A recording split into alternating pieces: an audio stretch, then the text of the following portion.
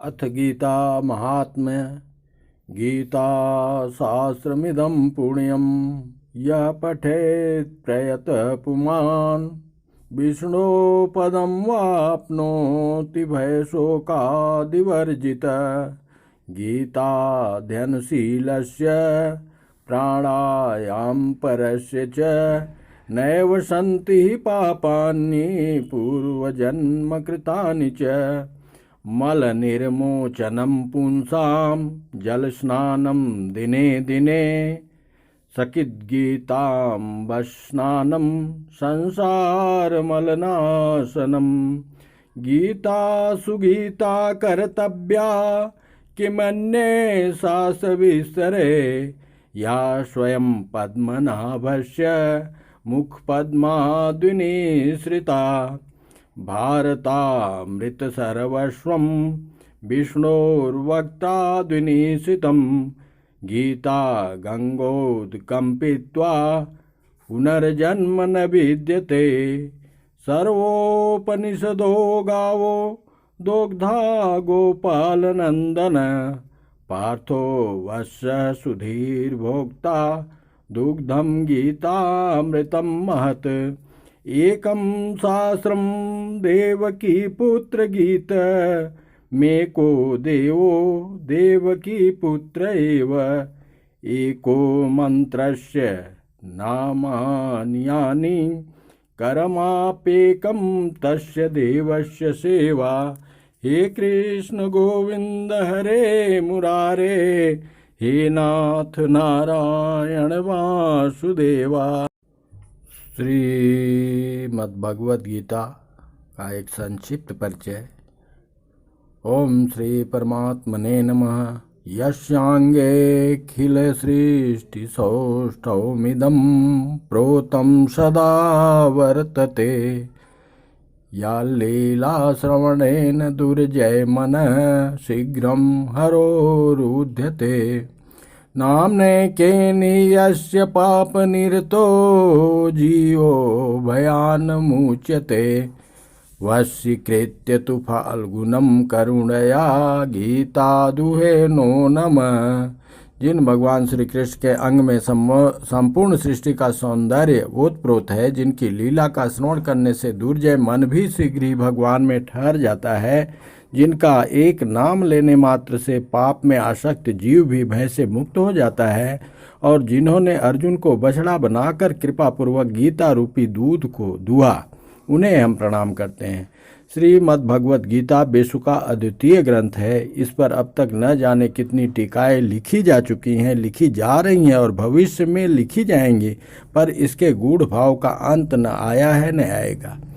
कारण कि यह अनंत भगवान के मुख से निकली हुई दिव्य वाणी परम वचन है। इस दिव्य वाणी पर जो कुछ भी कहता या लिखता है वह वास्तव में अपनी बुद्धि का ही परिचय देता है। गीता के भावों को कोई मनुष्य इंद्रिया मन बुद्धि से नहीं पकड़ सकता। हाँ, इंद्रिया मन बुद्धि सहित अपने आप को भगवान के समर्पित करके अपना कल्याण कर सकता है।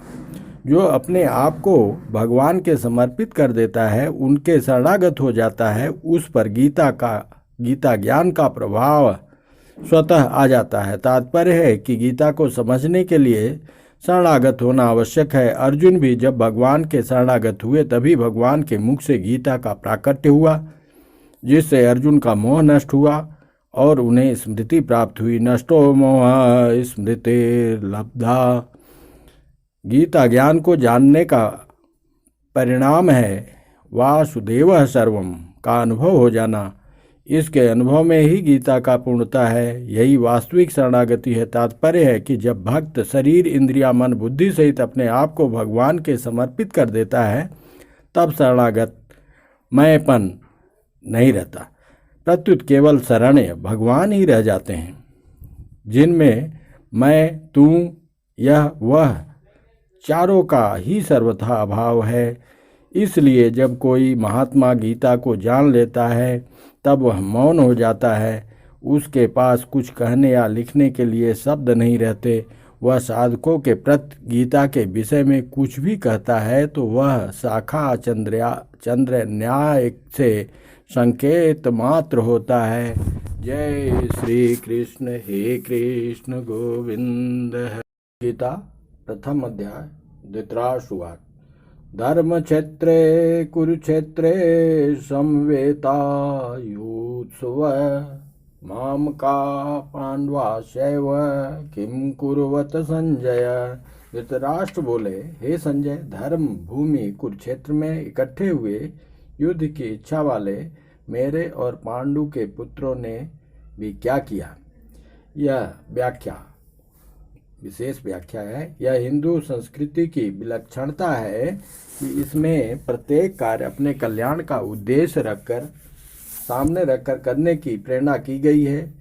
इसलिए युद्ध जैसा घोर कर्म भी धर्म क्षेत्र, धर्म भूमि एवं कुरुक्षेत्र तीर्थ भूमि में किया गया है, जिससे युद्ध में मरने वालों का भी कल्याण हो जाए। भगवान की ओर से सृष्टि में भी कोई अंतर नहीं है। मेरे और तेरे का विभाग नहीं किया गया है। संपूर्ण सृष्टि पंचभौतिक है। सभी मनुष्य समान हैं और उन्हें आकाश, वायु, अग्नि, जल और पृथ्वी भी समान रूप से मिले हुए हैं, परंतु मनुष्य मोह के वशीभूत होकर उनमें विभाग कर लेता है कि ये मनुष्य, ये घर, गांव, प्रांत, देश, आकाश, जल आदि मेरे हैं और ये तेरे हैं। इस मेरे और तेरे के भेद से ही संपूर्ण संघर्ष उत्पन्न होते हैं। महाभारत युद्ध भी इसी का एक उदाहरण है। माम का मेरे पुत्र और पांडु के पुत्र, इस भेद के कारण आरंभ हुआ है। संजय वाच दृष्ट्वा तु पांडवानीकं व्यूढ़ं दुर्योधनस्तदा आचार्यमुपसंगम्य राजा वचनं ब्रवीत।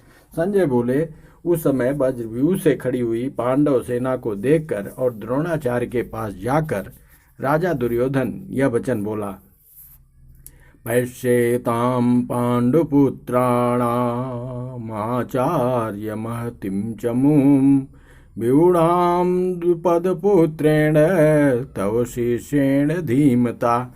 हे आचार्य, आपके बुद्धिमान शिष्य द्रुपद पुत्र धृष्टद्युम्न के द्वारा व्यूह रचना से खड़ी की हुई पांडवों की इस बड़ी भारी सेना को देखिए।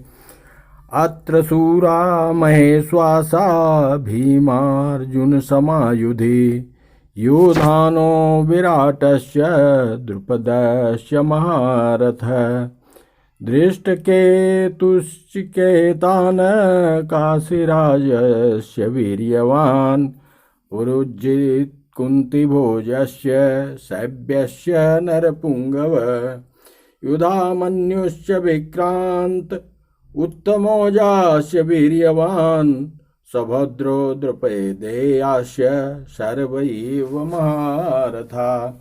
यहाँ पांडवों की सेना में बड़े बड़े सूरवीर हैं, जिनके बहुत बड़े बड़े धनुष हैं तथा जो युद्ध में भीम और अर्जुन के समान हैं।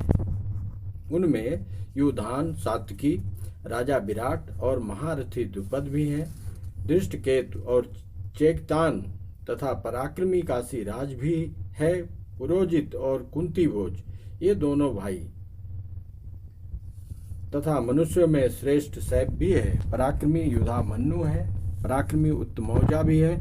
सुभद्रा पुत्र अभिमन्यु और द्रौपदी के 5 पुत्र भी हैं। ये सब के सब महारथी हैं। अस्माकं तु विशिष्टाये तानि बोध द्विजितम नायका मम सैन्यस्य संज्ञार्थं तान् ब्रवीमिते। हे द्विजोत्तम, हमारे पक्ष में भी जो मुख्य हैं उन पर भी आप ध्यान दीजिए। आपको याद दिलाने के लिए मेरी सेना के जो नायक हैं उनको मैं कहता हूँ। भवान् भीष्मस्य कर्णस्य कृपस्य समितिञ्जय अश्वस्थामा विकर्णस्य सोमदत्ते तथैव च। आप स्वयं द्रोणाचार्य और पितामह भीष्म तथा कर्ण और संग्राम विजयी कृपाचार्य तथा वैसे ही अश्वस्थामा, विकर्ण और सोमदत्त का पुत्र भूरिश्रवा, अन्ये च बहवः शूरा मदर्थे त्यक्तजीविता नाना शस्त्र प्रहरणा सर्वे युद्ध विशारदा। इनके अतिरिक्त बहुत से सूरवीर हैं जिन्होंने मेरे लिए अपने जीवन की इच्छा का भी त्याग कर दिया है और जो अनेक प्रकार से अस्त्र शस्त्रों को चलाने वाले हैं तथा जो सबके सब युद्ध कला में अत्यंत चतुर हैं। अपर्याप्तम तदस्माकं बलम भीष्माभिरक्षितम पर्याप्तम त्विदमे तेषाम बलम भीमाभिरक्षितम। द्रोणाचार्य को चुप देखकर दुर्योधन के मन में विचार हुआ कि वास्तव में हमारी वह सेना पांडवों पर विजय करने में अपर्याप्त है, असमर्थ है, क्योंकि उसके संरक्षक उभय पक्षपाती भीष्म हैं। परंतु इन पांडवों की यह सेना हम पर विजय करने में पर्याप्त है, समर्थ है, क्योंकि इसके संरक्षक निज सेना पक्षपाती भीमसेन है।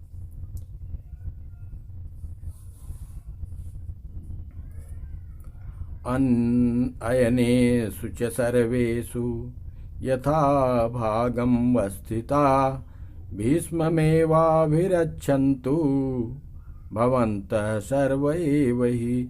दुर्योधन वाह्य दृष्टि से अपनी सेना के महारथियों से बोला, आप सबके सब लोग सभी मोर्चों पर अपनी अपनी जगह दृढ़ता से स्थित रहते हुए निश्चित रूप से पितामह भीष्म की चारों ओर से रक्षा करें।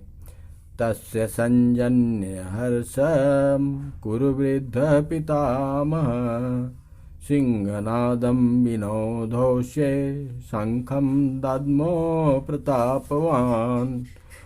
उस दुर्योधन के हृदय में हर्ष उत्पन्न करते हुए कौरवों में वृद्ध प्रभावशाली पितामह भीष्म ने सिंह के समान गरज कर जोर से शंख बजाया। ततः शंखास्य भैर्यस्य पणवानक गोमुखा ससेवाभ्यन्त्यस्त सशब्दस्तुल्मुलोऽभवत्। उसके बाद शंख और भेरी नगाड़े तथा ढोल मृदंग और नरसिंगे बाजे एक साथ ही बज उठे। उनका वह शब्द बड़ा भयंकर हुआ।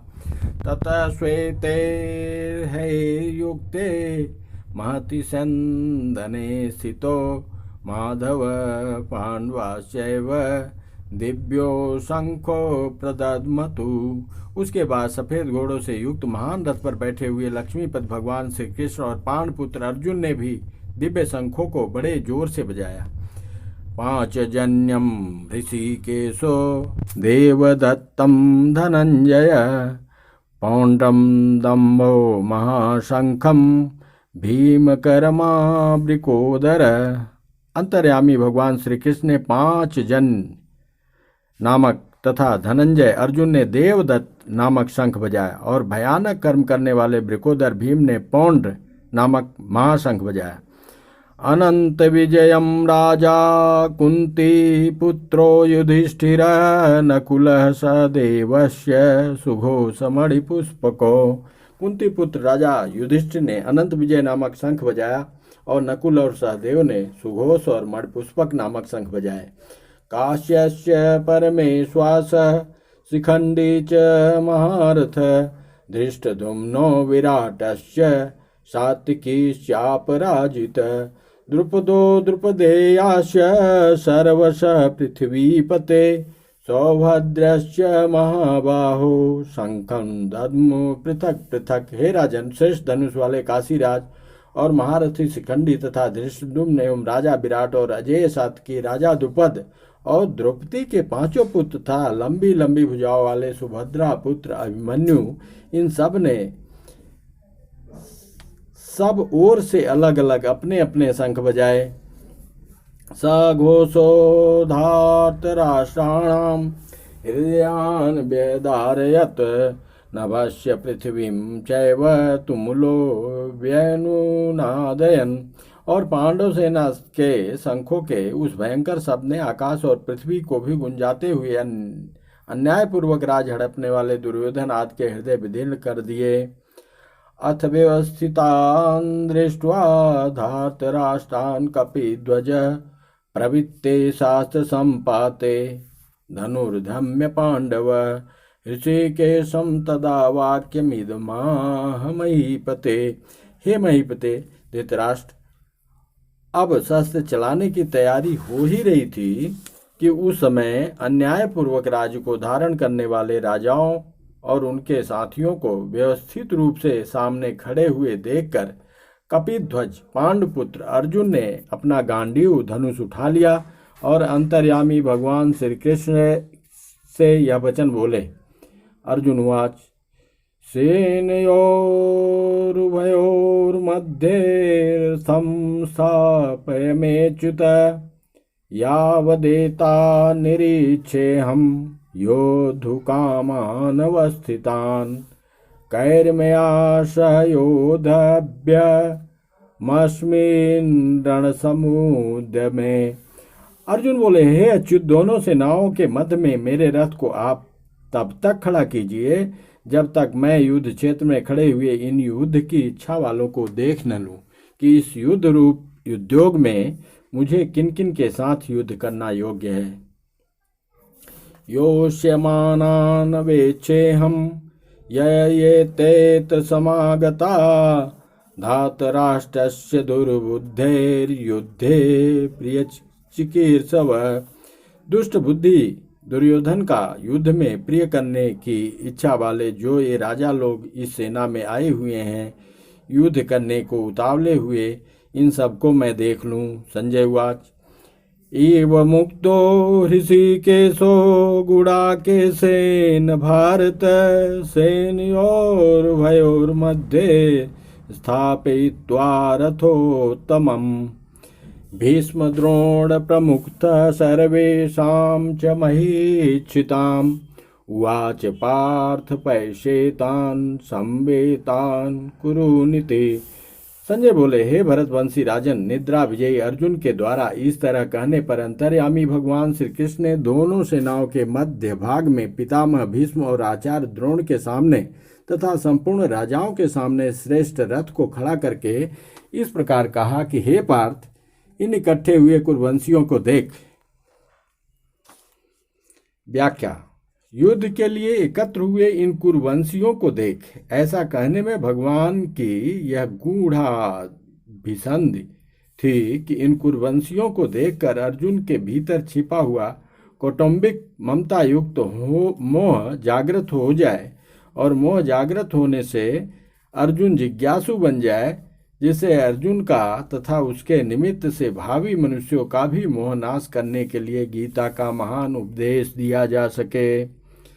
तत्रापश्य स्थितान् पार्थ पितृनथ पितामहान् आचार्यान् मातुलान् भ्रातॄन् पुत्रान् पौत्रान् सखी तथा स्वसुरान् सुहृदश्चैव सेनयोरुभयोरपि। उसके बाद पृथानंदन अर्जुन ने उन दोनों ही सेनाओं में स्थित पिताओं को, पितामहों को, आचार्यों को, मामाओं को, भाइयों को, पुत्रों को, पौत्रों को तथा मित्रों को, ससुरों को और सुहृदों को भी देखा। तान् समीक्ष्य स कौन्तेय सर्वान् बन्धून् वस्थितान् कृपया परयाविष्टो विषदन्नेदं ब्रवीत।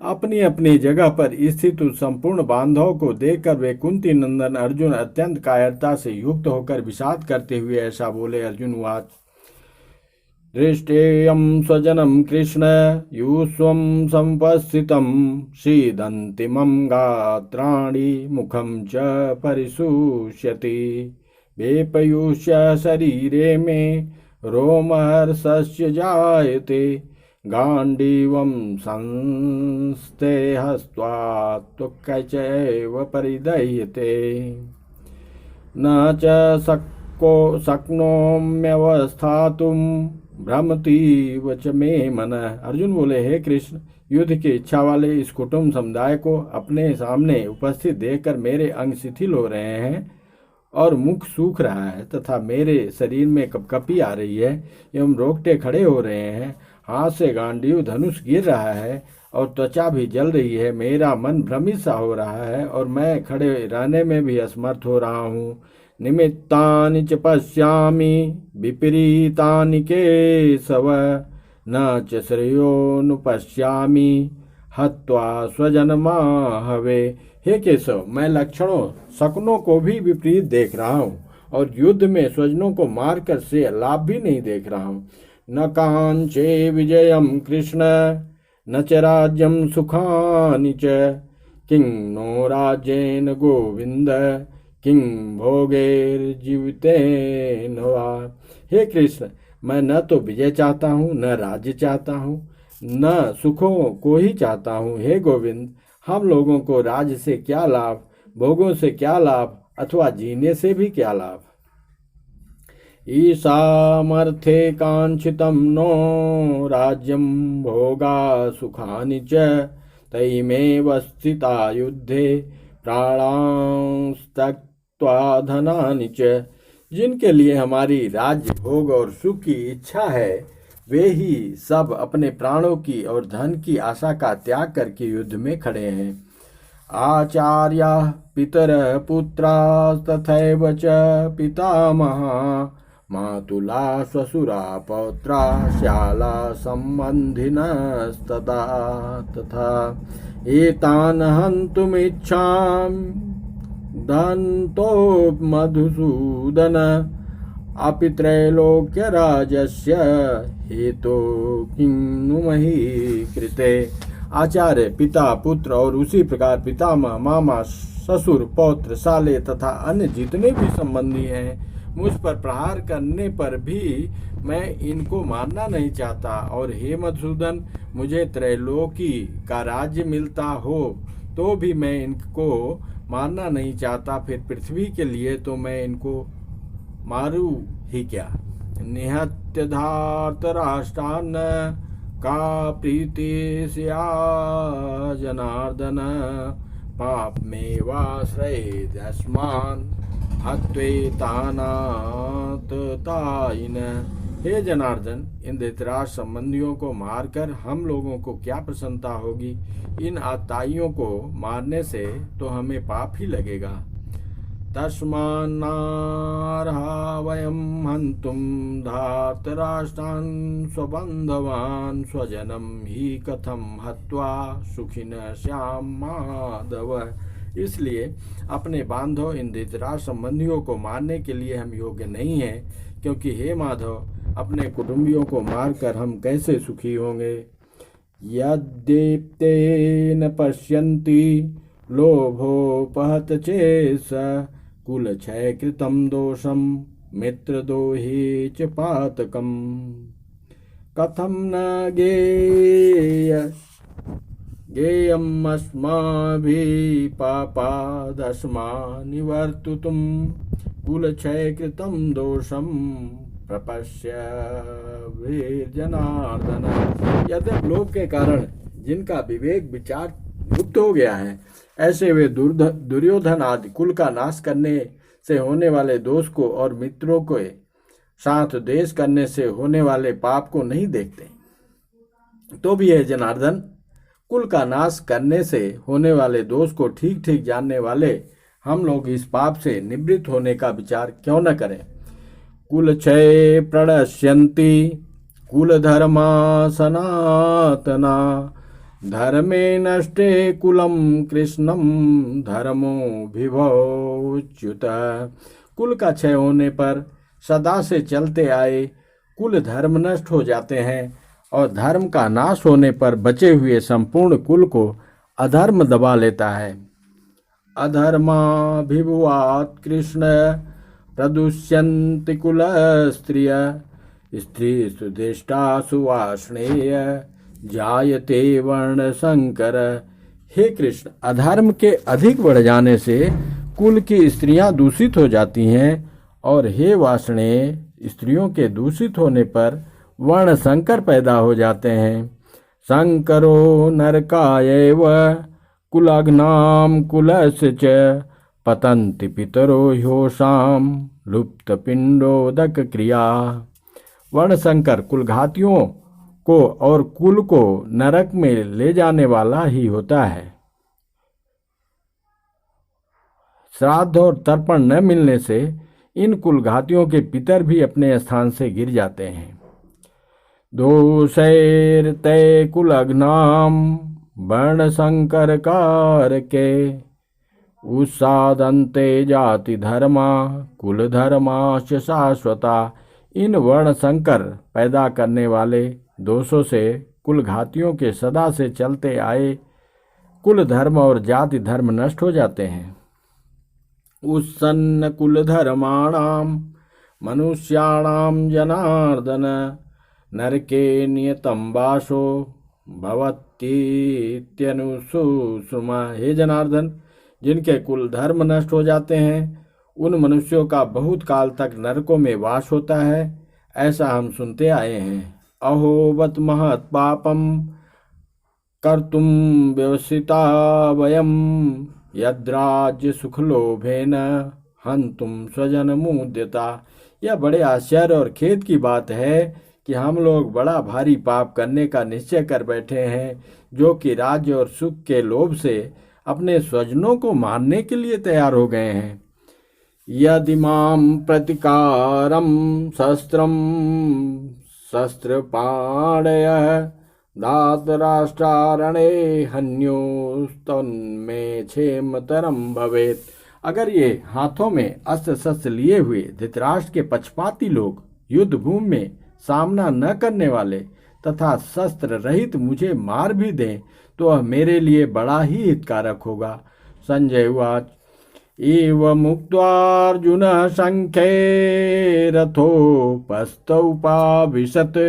विसृज्य ससरम चापम शोक संविघ्न मानसः। संजय बोले, ऐसा कहकर शोकाकुल मन वाले अर्जुन बाण सहित धनुष का त्याग करके युद्ध भूमि में रथ के मध्य भाग में बैठ गए। ओम तत्सदित श्रीमद्भगवद्गीता सुपनिषत्सु ब्रह्म विद्यायां योग शास्त्रे श्री कृष्णार्जुन संवादे अर्जुन विषाद योगो नाम प्रथमो अध्यायः। हे कृष्ण गोविंद हरे मुरारे हे नाथ।